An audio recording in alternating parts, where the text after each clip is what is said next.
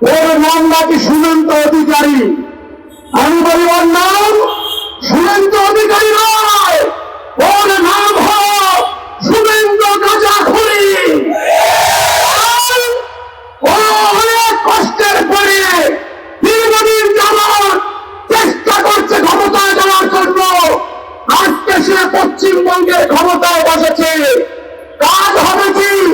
ক্ষমতার চেয়ারের কারণে শুভেন্দু পাগল হয়ে গেছে। নরেন্দ্র মোদীকে বলতে চাই, এই বিজেপি সরকার পুনরায় ক্ষমতায় আরোহণ করার পরে ভারতের অনাচে বিশেষ করে পশ্চিমবঙ্গের মুসলমানদের উপরে এই নির্বিচার অত্যাচার চলছে, ওটা পৃথিবীর কোন মুসলমান সহ্য করতে পারে না।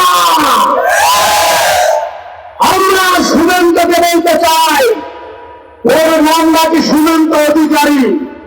আমি বলি ওর নাম শুভেন্দু অধিকারী নয়, ওর নাম হল শুভেন্দু গাঁজাখুরি।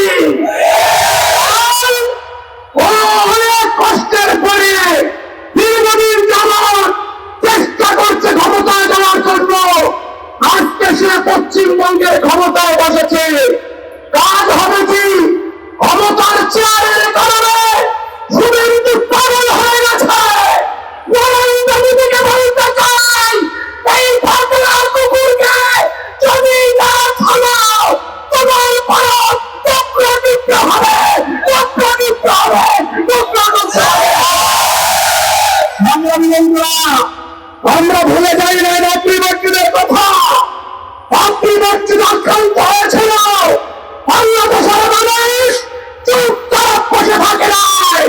এই দেশের মুক্তির নেতৃত্বে লক্ষ লক্ষ তৌহিদি জনতা ভারতের বিরুদ্ধে লড়াই করেছিল।